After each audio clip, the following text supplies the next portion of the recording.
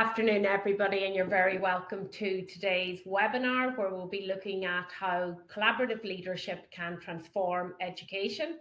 Welcome to all our school leaders from here in Ireland and, of course, from across Europe. You're all very welcome. Just by way of introduction, my name is Maeve McCafferty, and I have responsibility in the Irish National Teachers Organisation for teacher and principal professional development.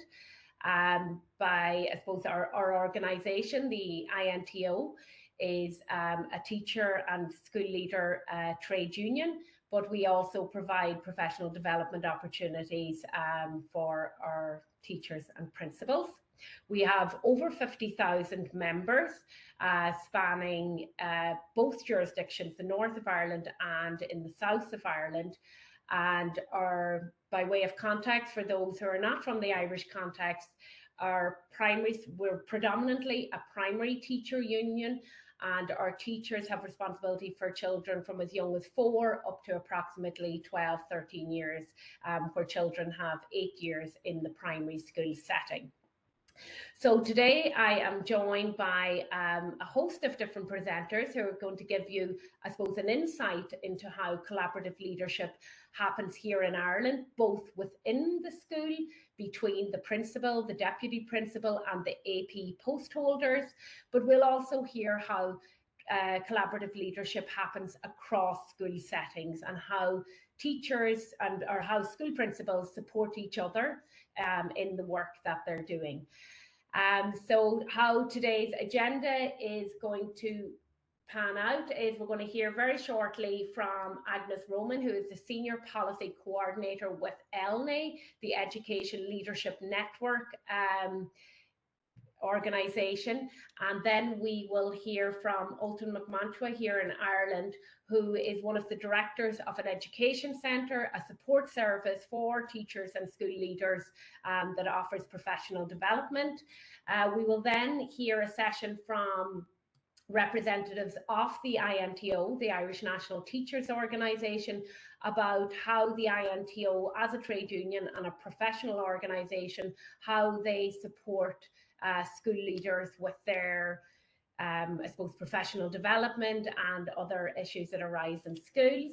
And finally, then we will hear from other great work that's happening here in Ireland to promote collaborative leadership from department support services and also from other organic networks that have been established, encouraging school principals to support and I suppose scaffold each other's work.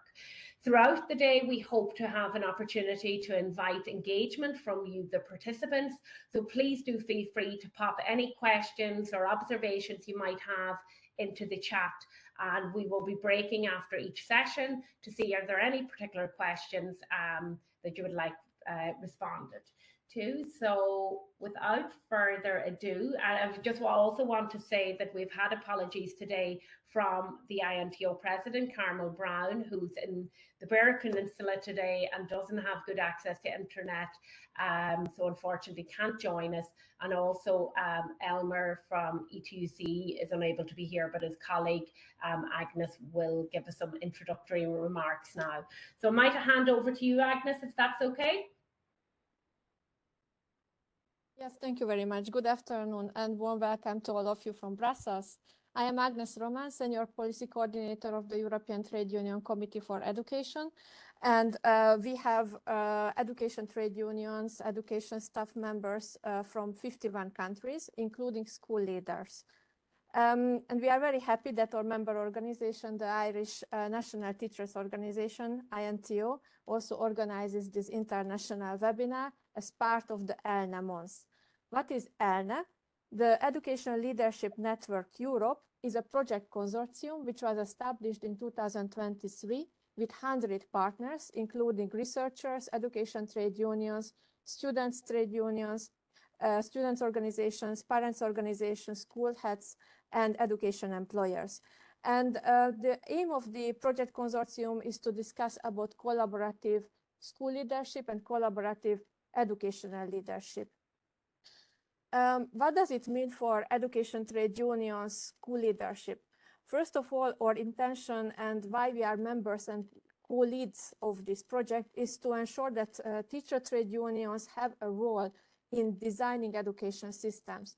Basically, system level, we really would like to see that school leadership and social dialogue is seen hand in hand. We also would like to see that teachers are part in the decision-making roles in schools, but we also would like to support teachers to improve their capacities to be school leaders.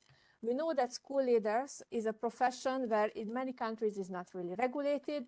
In some countries and many countries there is very lack of motivation for the teachers to be school leaders because the workload is very high.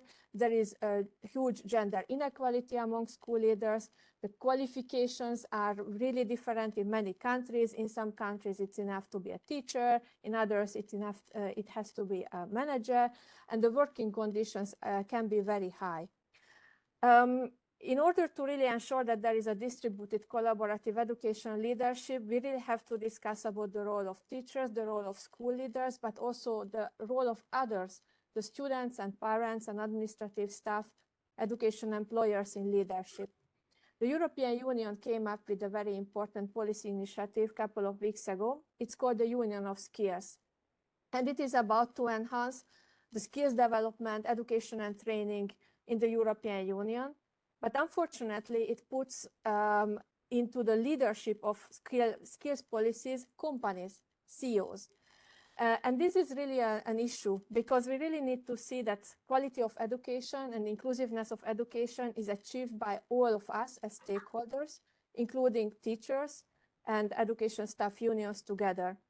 If you are interested about our work, you can check ETUC's website, but I also suggest you to check the ELNE website because every year we come up with a list of policy recommendations, and I will ensure that I will copy here in the chat for you, because we agreed already with students, teachers, school heads, and parents and education employers that it is really important that there are democratic school cultures and collaborative school culture. And democratic citizenship is really part of collaborative leadership. I really would like to wish you a fruitful event, and thank you very much for being here. Thank you very much, Agnes, for that introduction. So, as I say, I've just popped a message into the chat there. If anybody has any observations or questions, please do share there. Now, we're moving on to the next session, just to give you a bit of an overview of, I suppose, the structures here in Ireland and our, I suppose, aspirations in terms of collaborative leadership in Irish schools. So thank you very much, Alton, for joining us today. If you would like to share your presentation. Yes, Maeve, thank you very much. Problem. I'll pop in the share now. So are you able to see that, Maeve? Yeah, perfect. Great. Thank you. Great stuff. Okay, so by way of introduction, my name is Alton McMahuna and I'm Director at the Dublin West Education Centre. I'd like to thank Maeve and the INTO and Agnes and ELNE for the invite to speak with you today. And I'm here proudly representing Dublin West Education Centre. For our European colleagues who sometimes mightn't know what an education support centre is, we are really government-funded agencies which have the responsibility for providing teacher professional learning to teachers and to others in school communities. So it is very much a face-to-face provision until COVID, and like every other country, we switched online, and the reach of centres has become even broader now due to the online presence. So there are 21 full-time and 7 part-time centres across the width and breadth of Ireland. Dublin West is obviously in Dublin and in the west of the city, but the other 20 full-time colleagues are stretched out across the Republic of Ireland. So our ease of access to teachers and to school leaders in particular is important. We would all have a website onto which people can log on and book courses in whatever, from again 4-year-olds all the way up to 18-year-olds, from Shakespearean drama to early stage literacy, and our remit is wide and varied. So that's an example there of a sheet where somebody logs on to the choice of courses, and as you can see, recently we had engagement with the INTO, and we also have Deputy Principals Support Group. And I'm going to talk about these because this is where I suppose things meet, and our theme for today, supporting leaders locally. And I know Agnes spoke of school leadership and social dialogue and a school leader's voice. So this is where we have it. We would have various types of supports. We have principal support groups, deputy principal support groups. We have an aspiring leaders course. We do a summer course for aspiring leaders. And we also engage with partners like the INTO and the IPPN and IJA in providing varied and different services and training just where the school leaders need them most. So our support groups, I suppose, our communities of practice are key to what we do. They are driven by a facilitator or a convener. It is very important this person would have very high emotional skills levels, in that they are not the expert, but they are leading a group to come up with solutions to shared difficulties or shared issues. And colleagues find these very enriching, very supportive, and very worthwhile. The agenda is participant driven, so there's the leader's voice again, and they come up with the issues to discuss, be that issues at ground level or top down from the Department of Education. Membership of these groups is totally voluntary. They can be held during school time or after school time, depending on what suits the participants best. An example of, I suppose, how important this would be, one of the deputy principal conveners wrote this short note to me only last week, and I'm preparing this slideshow, just to thank us for affording them the space, because you all know, and it doesn't matter whether you're in Ireland or elsewhere, the time constraints within the school day of finding both the time and the headspace to be able to figure out issues together doesn't really exist. So to be able to come out to an education centre and tease out issues is highly valuable for people. And she quoted Bill Bradley, the leadership is unlocking people's potential to become better. And she thanked Dublin West for affording them that opportunity. And the beauty of ed centres, I suppose, is education centres. We're a fulcrum in the middle of everything. And I just see around the table here, or the various speakers here. I look at Frances, she was at our INTO function the other day. I know Catherine Corbett was up here with an IJA training event that we had here. Anna May was only emailing me today around work we're doing with IJA. Henri from the principals and deputy principals worked with me in that position, and we bump into each other frequently. And actually, we had European partners, the IEA, address our annual general meeting only Saturday, the group responsible for Pearls and Tims. So I suppose it puts education centres in the middle of all that. And our duty is to serve the school leaders in the best way we can so as they can do their job with the least amount of stress and the maximum amount of success. So just to move further on from that, the partners that we would have, INTO, and we're grateful to have strong links with the INTO. They've been very, very generous always in the support for education centres, as of the IPPN, the Irish Primary Principal Support Network. IJA and Anna May will speak further about that later on. The Department of Education, and of course the Inspectorate.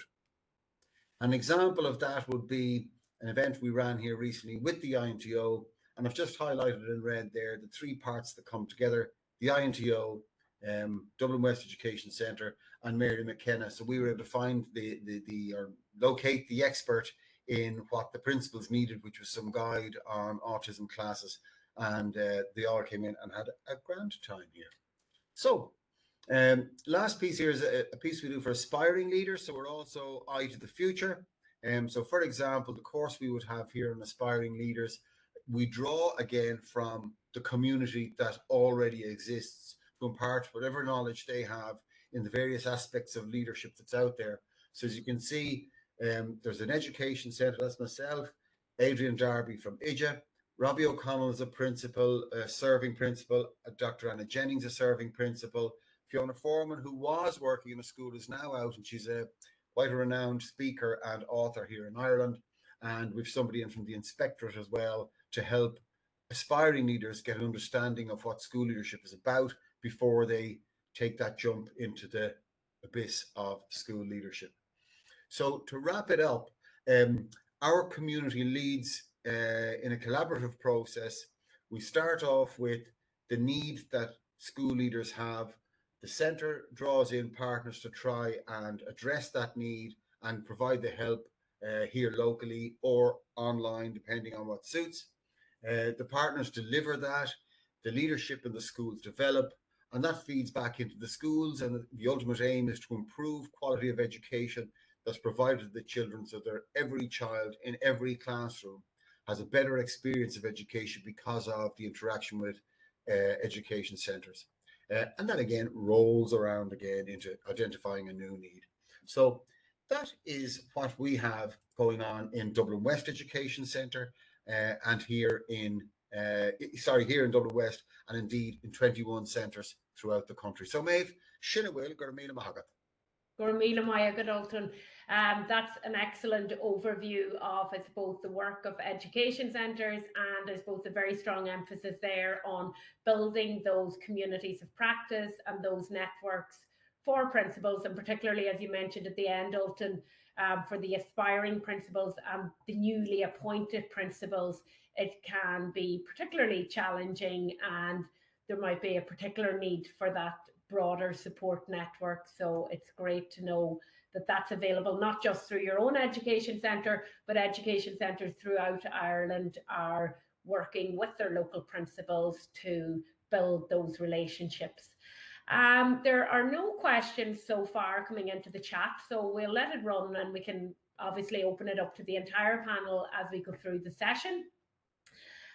So now we're going to move on to how INTO as a trade union supports school principals and in-school management teams.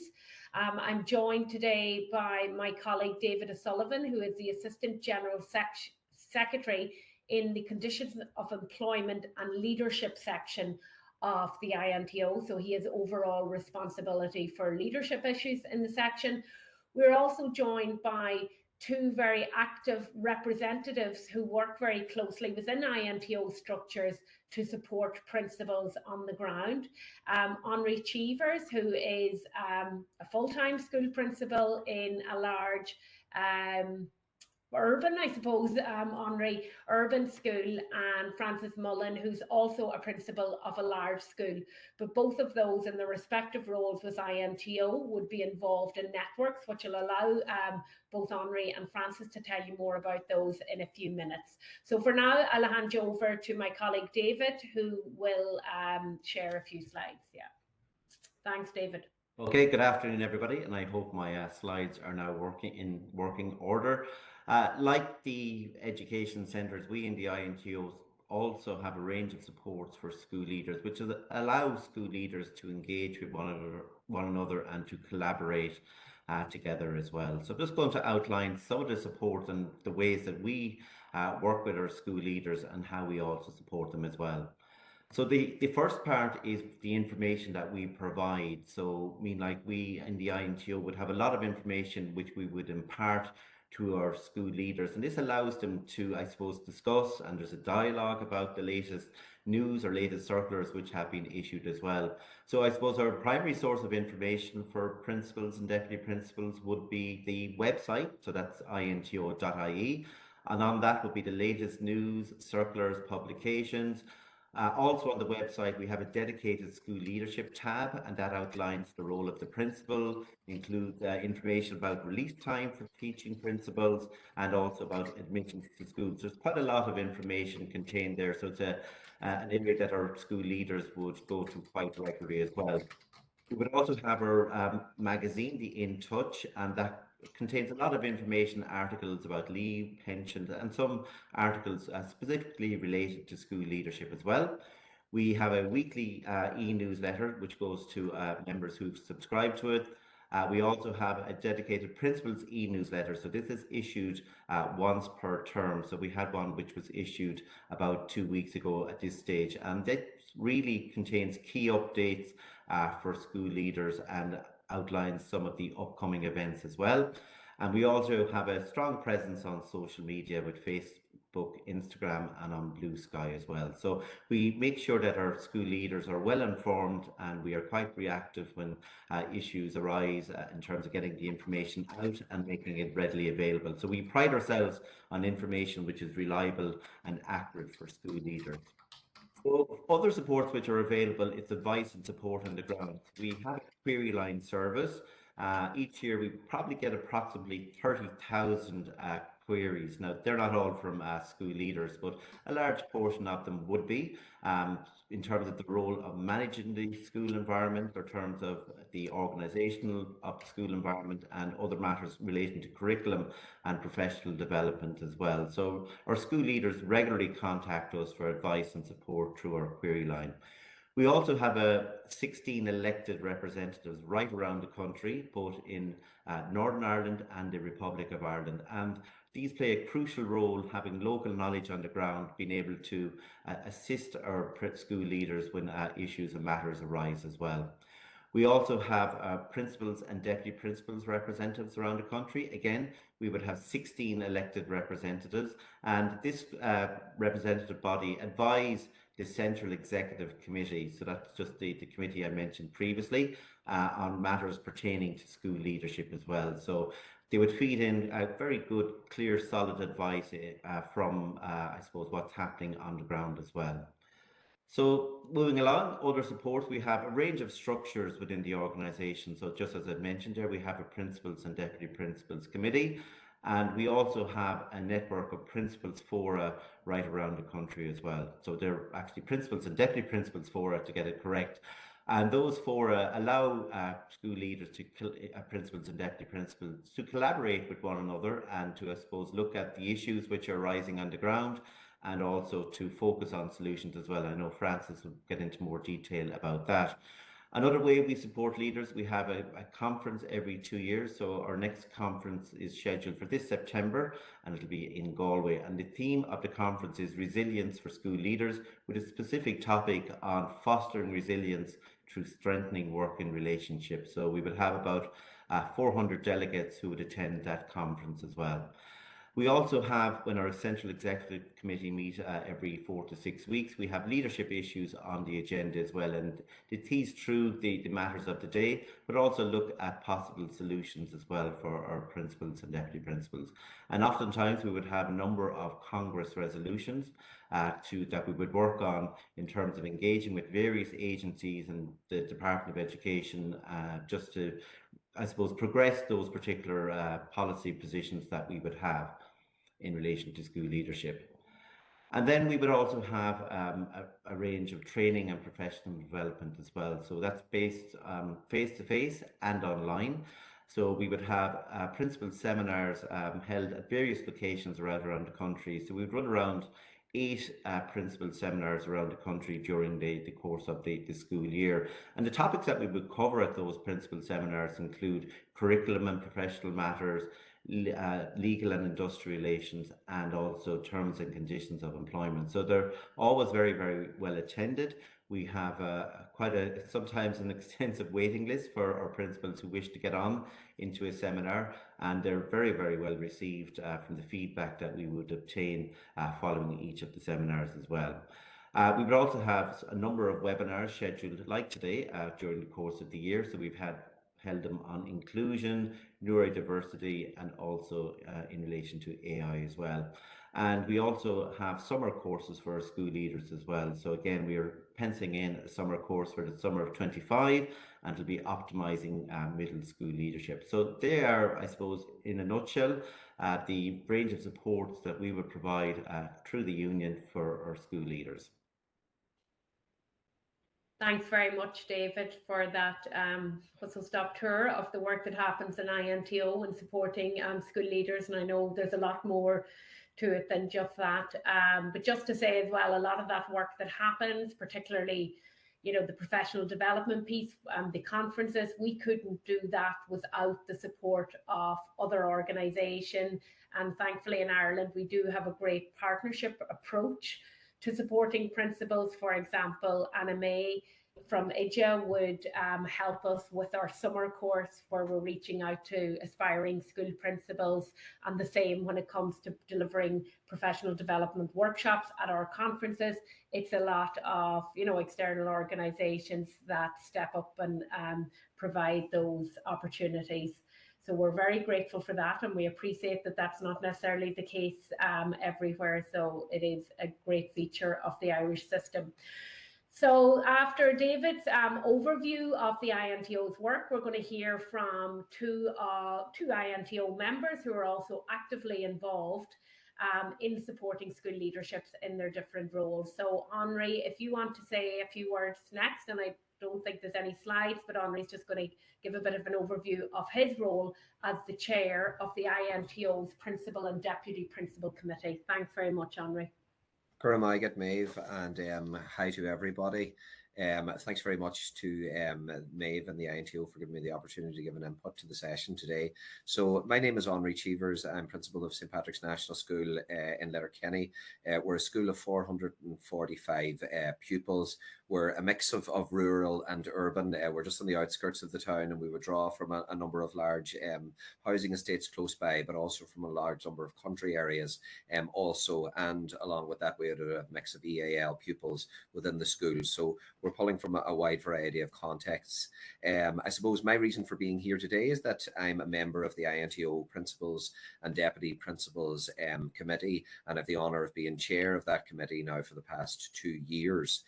So I suppose what I would like to do is just to flesh out a wee bit more on what David would have outlined for you there as regards to the supports which the INTO as a union gives to principals and deputy principals and school leaders, and I suppose to give some idea of the context of what collaborative leadership might look like on the ground within Irish schools. I'm sitting here in my office now at the moment, and we're after having a full school day. Thankfully, all the children are gone home now safely, but the teachers are working in their classrooms now at the moment, for example, as part of their Croke Park time doing planning, and some will be collaborating and meeting with each other and so on. So those things are going on at the coalface here right now as I'm speaking to you.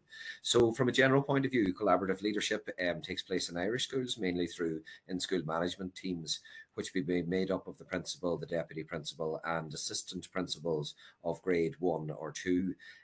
On top of this, very many schools also have subcommittees or teams in place within the school for the development of certain areas, and these might be made up of promoted or non-promoted members of staff and led by a member of the in-school management team within the school. Individual members of the in-school management team in their roles would be responsible for certain aspects of the life of the school.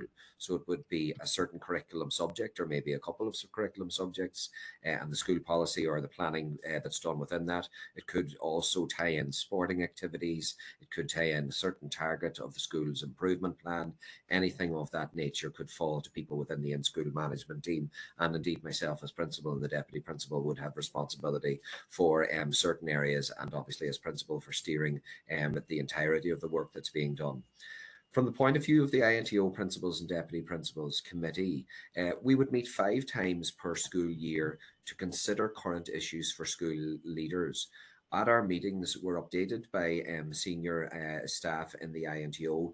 David, we're lucky enough to have as the senior INTO official who looks after our committee, and he does fantastic work in progressing the issues around school leadership and in updating us on how the union are progressing the areas of concern to school leadership. The role of our committee is to advise the Central Executive Committee on the union on matters which are raised with us at a local level. As well as that, we advocate for and campaign on behalf of school leadership and school leadership matters. As David made mention to, we host a biannual conference where colleagues from all over the island have the opportunity to discuss areas pertinent to school leaders. They also have the opportunity to take part in CPD together, to network, to take part in workshops and to hear inspirational keynote speakers. At a local level, school leaders would come together under the auspices of the Principals and Deputy Principals Committee of the INTO through their local fora. So the local fora meetings would take place at least twice per year. Ideas are shared at these which are of particular concern so that they can be teased out with a review with a view to resolving the issue or forwarding the issue to our union for further clarity or information if they're needed. Oftentimes the areas of concern for school leaders And I see that it was mentioned in the chat there. So the examples that I would be thinking of would be underfunding of schools, special education support and concerns in that area, workload issues for principal and in-school management. These would often be part of motions submitted by local branches to our annual Congress for debate and hopefully adoption as union policy. And they would quite often begin at our local fora meetings, which would be gatherings of our principals and deputy principals. I know that Francis is going to talk more about the work of the local fora. I'd just like to conclude by thanking again Maeve and the INTO for offering me the opportunity to be part of this event and to share a brief perspective on the work of the Principals and Deputy Principals Committee, as well as the wider area of collaborative leadership in Irish primary schools. Thanks very much, Henri, for that update. And I see there is a few questions coming in there, so we will take maybe a few questions after this session, and then we'll move on to the final session. I'm sure you can detect myself and Henri are from the same neck of the woods here in Ireland, so that's hence the similar accents. But now I'm going to move on, as Henri said, and introduce Francis Mullen, who is one of our active fora officers and does great work within the INTO Principal and Deputy Principal Fora in her area. And she also works through other networks supporting principals and, I suppose, demonstrating good practice when it comes to collaborative leadership. So Francis, over to you. Thanks very much. Thanks very much, Maeve. And by way of introduction, my name is Francis Mullen and I'm principal of similar to Henri, a large primary school in South County Dublin. We have about 450 pupils co-ed, and we would have a lot of pupils with EAL and quite a diverse population in our school. So by way of background, I'm a member, as Maeve said, of two different principal groups. One is the INTO PDP Fora, and the other one, separate from the INTO Fora, is a local group here in South Dublin, which is open to local principals, of about 16 principals, which is facilitated by Blackrock Education Centre. So how that group operates is we would meet once a month after school. We're actually meeting tomorrow in a local hotel or a local education centre. And we would also be in regular communication with each other via phone, and we have a WhatsApp group as queries arise between our meetings. So really we lean on each other's expertise and knowledge and the collective wisdom of the group. As somebody once said, none of us is as smart as all of us, and we tap into that vast reservoir and wealth of experiences. It's a space where we share ideas, we have solutions, we troubleshoot, we reflect on challenges, and we generally learn from each other's experiences. And different people in the group would have different areas of expertise, whether it's finance, recruitment, legal, just information they've gathered over the years. So there's always somebody there to help out if you have a question. For example, it was particularly useful and supportive during the time of COVID when we had to switch to remote learning overnight. So we were all there, we all worked together for the strength in that. Then looking at the INTO for a PDP group, as Henri would have said there, this group that I'm involved in has about 36 schools, so 72 principals and deputy principals. And we meet twice a year and also have some CPD events as well as a conference every second year. So we would really find that the INTO 4 group is a fantastic conduit, because at our meetings, Carmel Dillon, who leads our meetings, who works extremely hard in that area, will provide a report detailing current issues, new initiatives, and news from other fora. And this really gives us the opportunity to express and exchange views and matters which have a direct relevance to our role as leaders. Our views are then communicated back to the Central Executive Committee, and Jerry Brown also may attend our meetings from time to time, who does fantastic work in that area. And we really feel we can be proactive and proactively influence and shape policy in a real and practical way that reflects the reality of our schools. So we're effectively connecting what's happening on the ground with the policymakers and being proactive and building adaptive and resilient schools. And I suppose an area that this might come into is the new curriculum, all of the changes coming out in the primary curriculum framework, how we're engaging with that. We recently had the Beacon Alpha, the anti-bullying guidelines, how we're navigating that together. The fora also responds to professional development needs that might arise. Alton mentioned there recently we had a fantastic workshop facilitated in Dublin West by Mary McKenna, which was about setting up special classes, which is something that is very relevant and topical at the moment. And in addition to that, it also provides you with a new network within a network of people who would be working in similar projects in a school, again, leaning on their expertise and working together. With our local principals network here in South County Dublin, we would also set up some inter-school training initiatives. So what that would look like is 2 or 3 schools might come together, the staff of the schools, where we would have identified a need for our schools. For example, last year we did one on restorative practice. The year before we did one on well-being, where we would have a guest speaker coming in to address the 3 staffs at the one time. The social element, I suppose we can't undervalue or understate the importance of the social element of the groups. As being a leader can sometimes be very isolating. And I think Alton referred to it, having the time and the headspace, and never underestimate the value of the face-to-face contact with each other and being in a safe space with your colleagues to share concerns.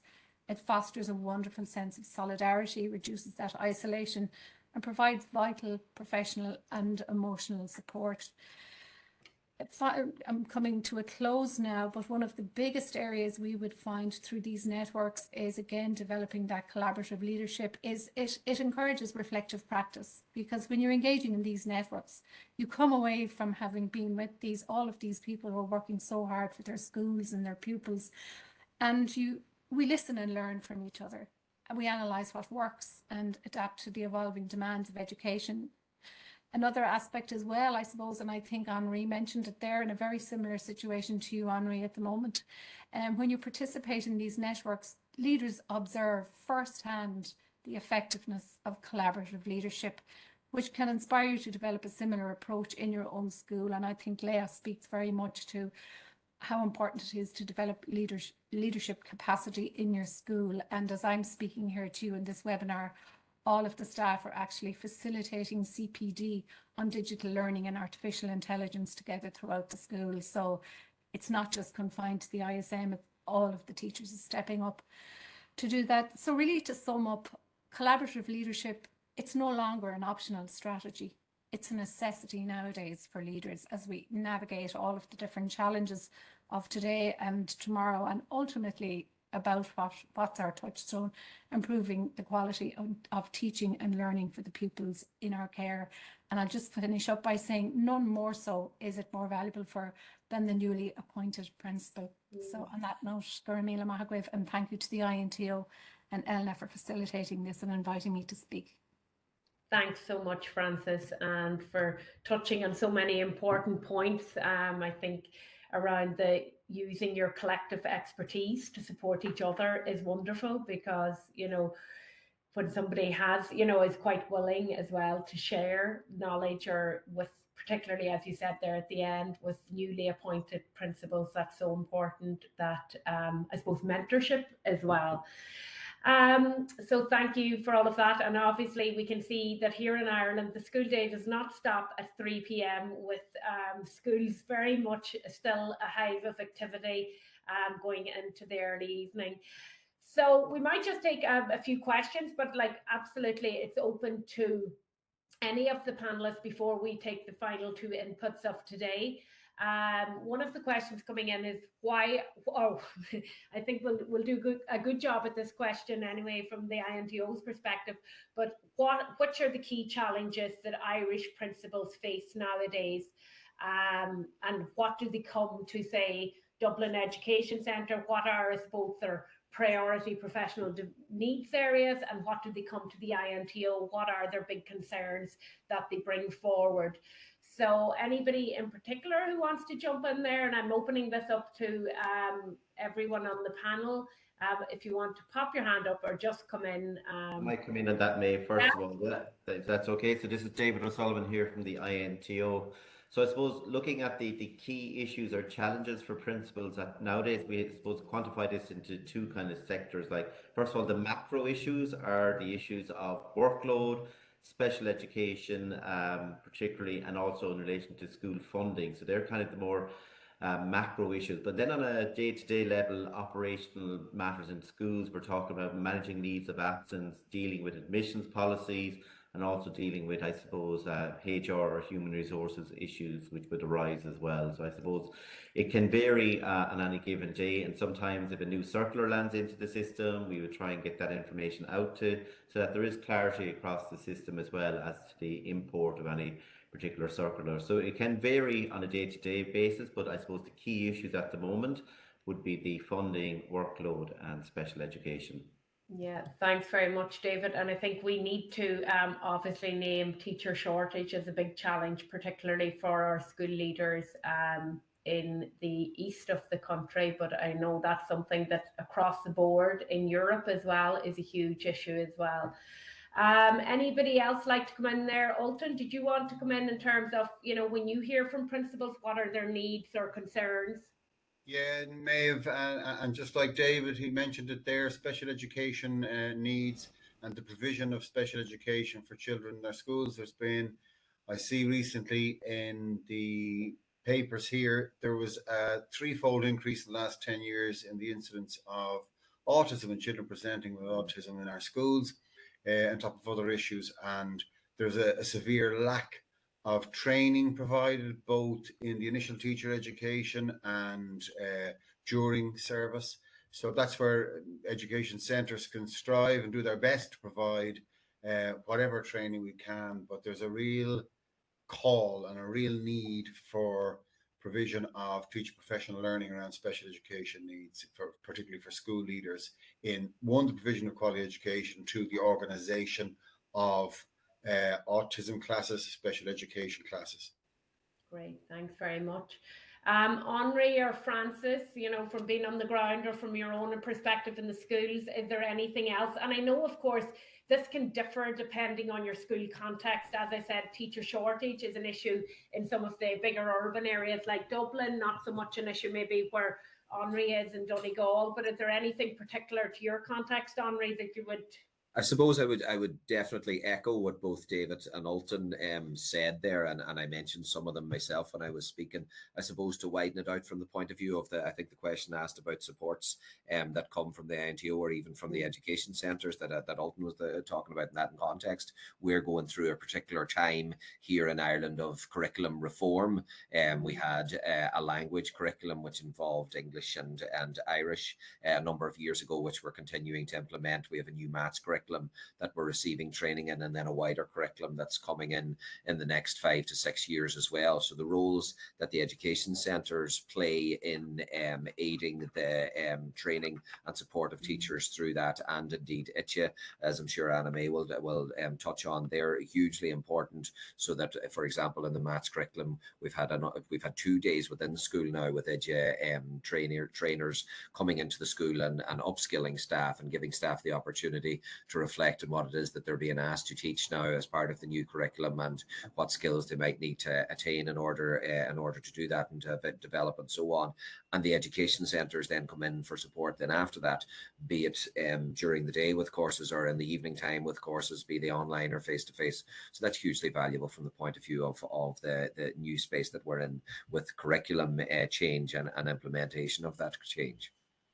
Great, thanks very much, Henri. And Francis, do you want to come in, or is there anything that has been covered? Just again to echo what Henri and Alton would have said there, and particularly around children with special educational needs, and also for us in Dublin, one of our biggest challenges is teacher recruitment and then teacher retention. So that's very, very challenging. And I suppose something else worth mentioning would be financial constraints, budgetary constraints in terms of funding for schools and funding for the services. Great, thanks very much, Francis. I might move on to the next session and bring in Anna May and Catherine. There is still one or two questions, but they might be best placed anyway. You can consider those, or they can pick up as well at the end of their sessions on any particular issues that haven't been covered. So this is just sharing, I suppose, some of the broader work that's happening here in Ireland to support and promote collaborative leadership outside of, I suppose, the work that we do in INTO. So I'm joined firstly by Anna May Rooney, who is with ITIA Leadership. Anna May, you can give your own introduction there. And I'm not sure, I don't think, are you using a few slides, Anna May? Yes, They should be coming through there. Yes, it's up there and ready to go. Thanks very much, Anna May. Great, and thank you, Maeve, and to everyone in the INTO for the invitation this afternoon, and indeed to Agnes from the network as well. I'm Anna May Rooney, and I am a cross-sectoral leadership coordinator within EJA and a member of the senior management team. And just moving on to talk a little bit about what we do. You can see our logo popping up there, and just take note of the person and the practice on the right hand side, because what we actually do in EJA is, or our remit, we try to provide the highest of quality professional learning for teachers and for school leaders.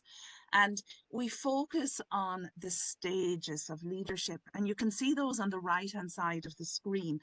And when I say stages, I don't mean levels, I mean stages, because some people become teacher and middle leaders and remain there happily for the rest of their career. And other people like to move upward and onwards towards more senior positions of principal and deputy principal. So when we look at these 6 stages, collaboration, I suppose, is the key piece that brings all of the stages together. When we think about teacher leaders who are working in their classroom and together in leading out the curriculum, middle leaders who in their middle leadership positions are working collaboratively together to do the same thing. Aspiring leaders, here we're talking about people who are aspiring to senior leadership, principal and deputy principalship again, and again their needs, and for example what Ultan is doing for them in his centre. And I think it was Francis who mentioned the newly appointed senior leaders and their learning needs, which are particularly important. And that for EJA is where the induction comes in, and the mentoring and indeed the coaching as well. Established leaders cannot be forgotten because they are in the role for 5 years or more, and because they actually need that their enthusiasm and their energy revitalized by professional learning.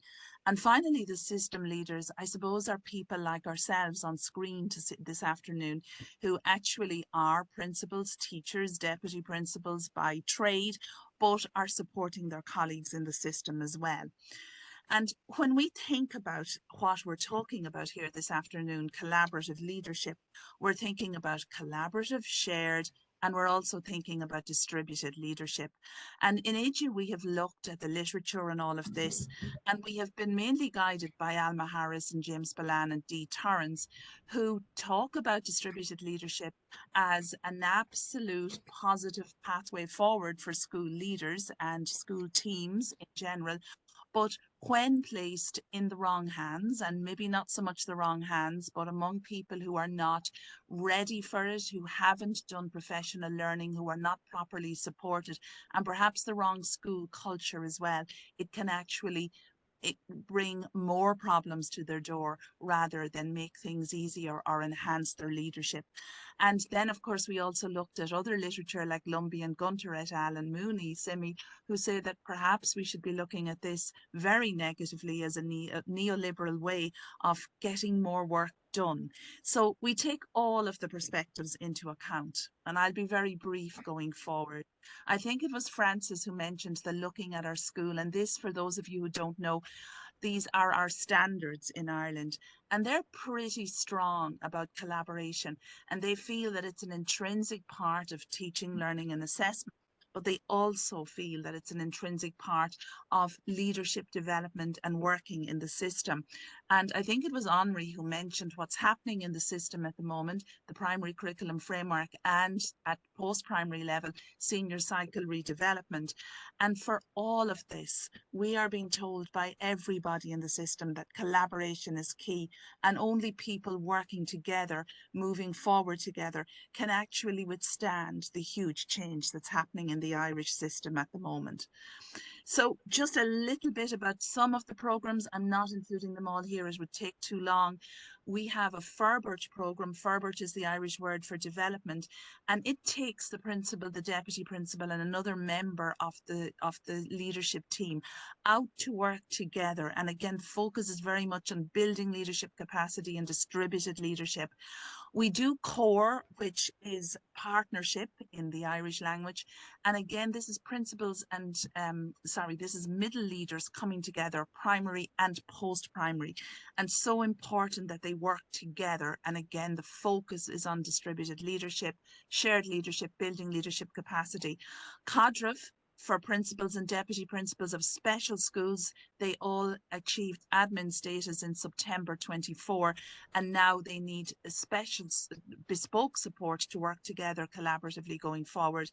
And we in our system are very lucky to have people within IDGE who go out to schools, meet with the principal and or the deputy, extend that to the leadership team and be the external facilitator voice for the development of leadership capacity in the school collaboratively. And they focus specifically on leadership capacity or on the leadership of teaching, learning and assessment, or on supports for disadvantaged schools, or indeed school self-evaluation. And the MLLAR over on the right is Middle Leadership Action Research. And this was a project we did way back in 2022. And we took out the principal, the deputy, and all the members of the leadership team. And they had two very important observations. The first one was that they really enjoyed learning together as a team. And the second one was that they really enjoyed learning together with similar teams from different schools. And a report was written by Ford et al. You can see the comments there on the side. But this backs up completely what we're doing here this afternoon. We are saying that collaborative leadership is the most powerful form of learning for leadership teams together. Almost at the end, just within IDGE, the structure actually supports collaboration. First of all, we were 4 separate support services coming together. And now that we're in there, we've got leadership and we've got subject specialists working together. So for the rollout of the new primary curriculum framework, we have leadership people and subject specialists providing professional learning, designing professional learning together. And this is so important so that principals, deputies, school leaders and all teachers have both perspectives presented to them together. And our organisation is also very important because IDGE leadership is actually a tripartite arrangement with the department, with the IPPN and with the National Association of Principals and Deputy Principals at second level. So I guess why I'm bringing this up is the modelling of collaboration in the system. And this is a special event that's actually happening this Wednesday, and it's once a year when we bring all stakeholders together to focus on a particular relevant current aspect of education. And of course, this year it's leadership and AI. And you can see that all of the stakeholders in the system, including the INTO, who is always very supportive of our work, and also the education support centres led by Ultan. Everybody comes, sits, chats, networks and discusses a particular item of or a particular area of education, and it's important. So just to conclude and to say that while I don't want to be negative, we have still lots of work to do. And this is a piece of research I was involved in where we found that it's really, really difficult to get practitioners and policymakers in Ireland together to actually interrogate policy. And there is no mechanism to enable that to happen. We do have wonderful work with stakeholders in the middle, but maybe not enough practitioner presence on when stakeholders meet the Department of Education. So there's something we can move forward to in the future. And just to finish, there's fabulous work being done. We are getting there, but there's also lots more to do. So thank you very much. Maeve, back over to you. Thanks a million, Anna May, and thanks, I suppose, for also highlighting, I suppose, the collaboration that happens within your organisation, even that cross-sectoral piece in terms of what leaders in the primary sector and the post-primary sector in Ireland can learn and support, how they can learn from each other, I suppose, and share good practice. There is 1 or 2 questions, Anna May, that might be coming your way, but I will go ahead and introduce Catherine, definitely not last but not least here. Catherine, thank you for being so patient and waiting to the very last graveyard shift, as we like to call it here in Ireland. So Catherine is involved. I'll let you talk more about the work that you do, Catherine, but it's really about inspiring female leaders in education by creating opportunities for them to network in person and online. But we look forward to hear more about the amazing, very inspirational work that you're doing to connect female leaders in education. Thanks very much, Catherine. Thanks, Maeve, and thanks for the invitation to speak about, I suppose, a relatively new network in Irish education. We're just 3 years old. Just by introduction, my name is Catherine Corbett and I am principal of a large senior primary school in Dublin. Similar to the other principals online, I've had a very busy day with lots of different things happening. Some you expect and some you don't expect, which makes the joy that is school leadership. Our school next year will be 50 years old and I am the first female principal. I am the fourth and principal of the school, but the first female principal here. So I think that was probably maybe significant in terms of informing of the how Will Network came about. The LAOS document has been mentioned already, which is looking at our schools, and I suppose it does emphasise the importance of building professional networks with other school leaders. And a highly effective practice is around being actively involved in a network, demonstrating your learning and contributing purposefully and engaging with network. So a strong network is a key characteristic of collaborative leadership. And I suppose that's the essence of where the Will Network came about.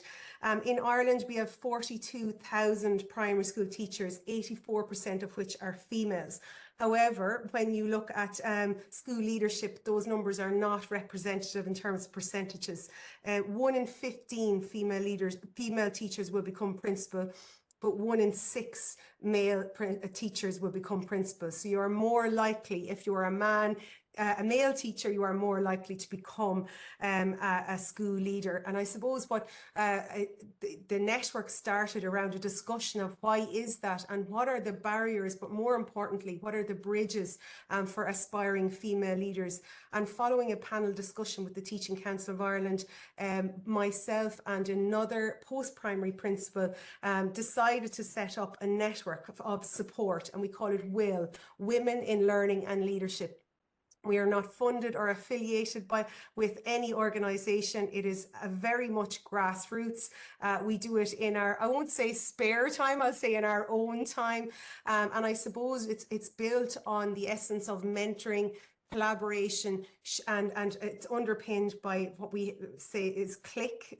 So C is for connecting, the L is for learning, the I is for inspiring, the next C is for collaborating, and all underpinned by kindness, to support and share our story honestly and openly, and to inspire others, but also to look at what needs to be put in place for sustainable leadership. In Ireland, when you become a principal, there are lots of networks, but unfortunately, the network structure isn't in place for aspiring leaders, and aspiring female leaders is where we wanted to connect with. I suppose networking has had a huge influence in my journey, in my career, and so it's to create those opportunities, because when people connect, they connect with ideas and they connect with opportunities. The Will Network was 3 years old on the 8th of March 2025. We have over 2,200 members. There is no fee or subscription to join and become a member. And the whole idea of the network is that you can dip in and dip out, whatever suits you and where you're at along your career. So we run online chats once a month, which are live chats. We always include a guest from inside education and outside education, so you can get lots of different perspectives. We have a newsletter which we issue about every 6 weeks called Will Clicks.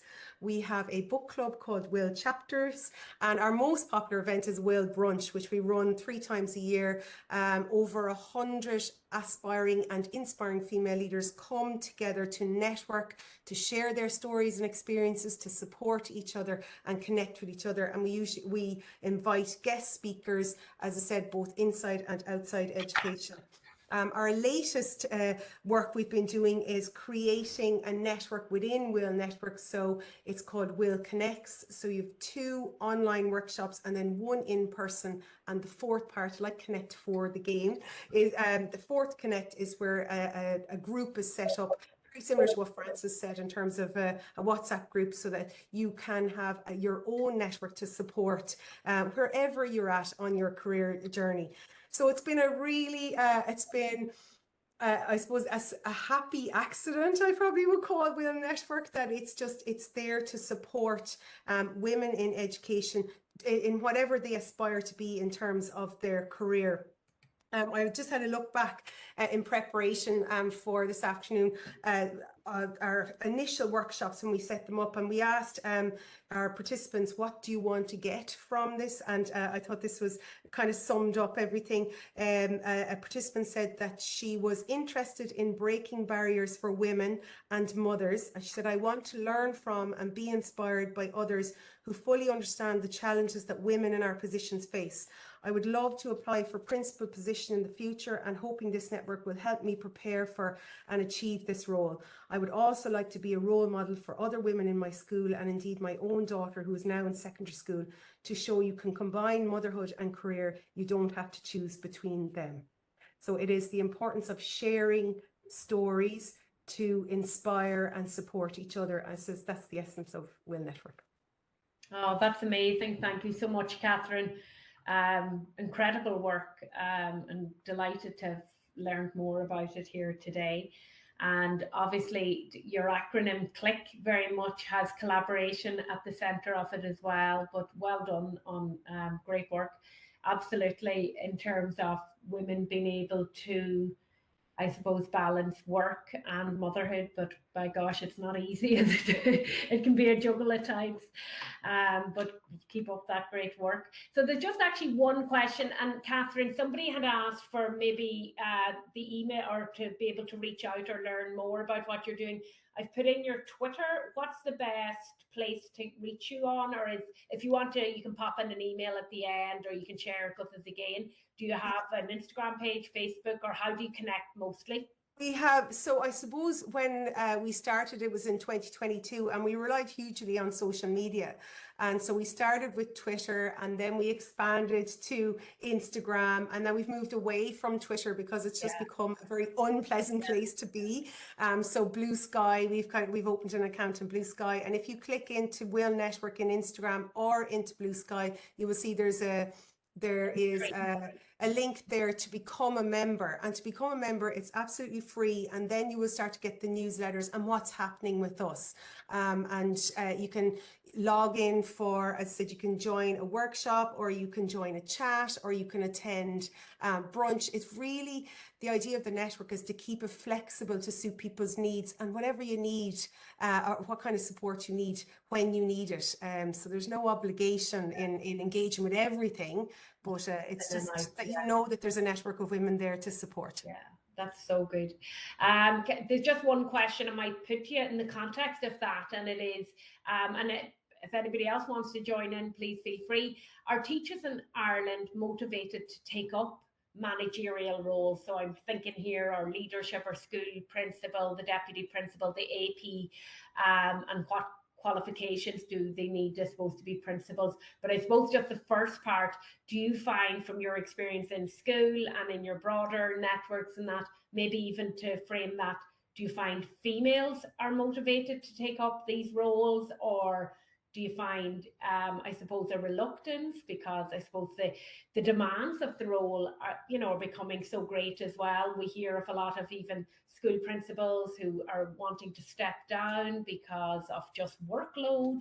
It's becoming unsustainable. What's your experience from those that you've been? Well, yeah, like we have run lots of workshops, and we talk about the barriers, and there's 3 barriers, the 3 C's: childcare, cash, and confidence. That childcare is not set up to support. I suppose it's so expensive in terms of work, in terms of your work and your career, cash, is it worth the money, you know, to take that leap into leadership? And then confidence, you know, you'll have lots, and I won't say gender specific, but we'll continue to do lots of course go, am I ready? And when is the right time for somebody? So context, I would say as well, I'd add my own as a fourth in terms of context, but who you surround yourself with has a huge influence on the decisions that you make.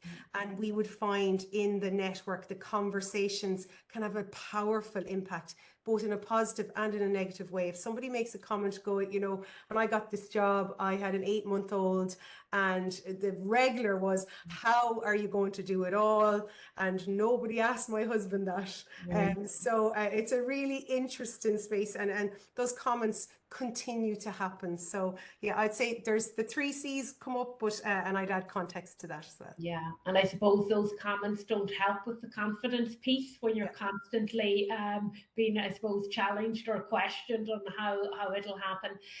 Just in terms of, Agnes was asking what qualifications you need to be a principal in Ireland.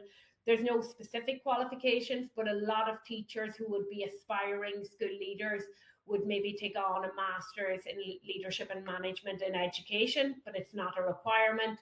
Once they're appointed into the role, a lot of principals then would avail of professional supports from the likes of Anna May's organisation, IDGE.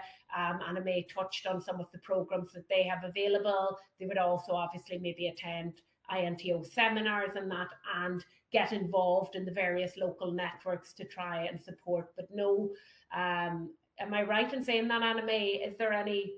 There's nothing that's compulsory, and that is why in Ireland there's such a huge emphasis put on induction rather than pre-appointment. But recently, IDGE has provided the Tishkent programme. Tishkent is understanding, and it's an online 20-hour interactive programme for principals in the management areas of their work.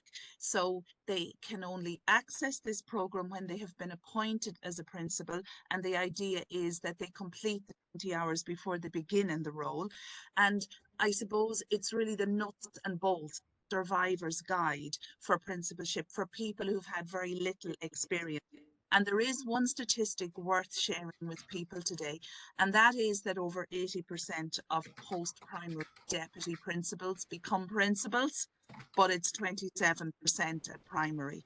So a lot of people in AP1 and AP2 positions as teachers become principals in Ireland without much prior leadership experience and without any qualifications. And that is a challenging place to be for them. And it's a challenging place for the system to support. So just, I think it's worth sharing that. And there is a reticence. There is a reticence in this country, as there is in most countries, to take on any form of leadership, be it senior or middle. And that's something that we all have to consider around the narrative and how positive we are towards leadership or not. So absolutely. Thank you, Anna May. And before we wind up, there's maybe just one other question, Anna May, that you might come in on. Are there any upcoming seminars for middle leaderships? Just to say, from the INTO's point of view, we are hoping to do our face-to-face summer course, which is a Department of Education approved course in respect of EPV days.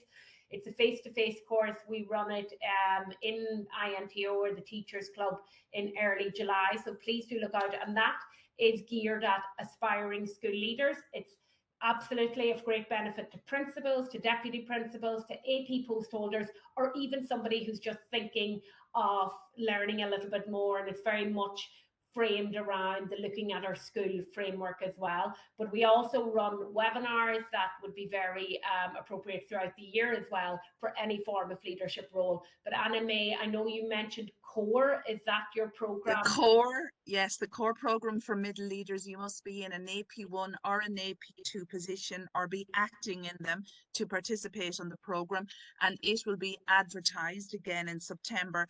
And also we have the postgraduate diploma in school leadership that's currently recruiting for the next cohort, which begin in September, and it is an 18-month blended course that costs €2,000 to the participant. The Department of Education funded by €3,000. So just those two. And also David and I met recently and we're looking at some sort of collaboration on that space that Ultan is already in, and perhaps we can learn from you, Ultan, in those for those aspiring to leadership positions, because there is very little provision in the country for them, and there's a definite gap there that we all need to consider, Maeve. Yeah, and obviously Catherine is doing good work in that space, so please do keep that up. But watch the space. Hopefully there will be more collaborations. I'm sure everybody who joined today can see the great partnership and connections that go on in Ireland, which is really helps us all in the work that we do. In that regard, I really want to thank all of the presenters who've contributed today. You all brought a different perspective and a different lens, so it was a very comprehensive roundup of all that's going on in Ireland. So I hope those who attended, and trying to see if there anything, I think it's just obviously commentary. Why the focus on teacher professional learning rather than teacher professional development? That's our colleague, our former colleague Dervla, who always watched language and how language evolves in education. But yeah, we still use teacher professional development in the INTO, but it is evolving in the department towards the learning piece. But thank you all. I'm not sure if anybody wants to come in on anything else there. I think you've all probably had a long enough day at this stage.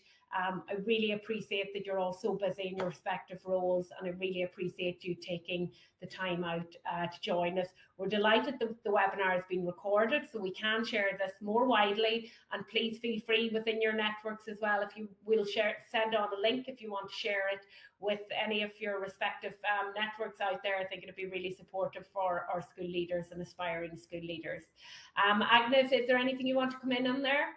No, just want to obviously thank ELNE and Etuse for always being great collaborative partners for us in the INTO, and we look forward to continued engagement with our colleagues in Europe as we go forward. But for now, thank you all so much. Take care, enjoy the rest of your evening.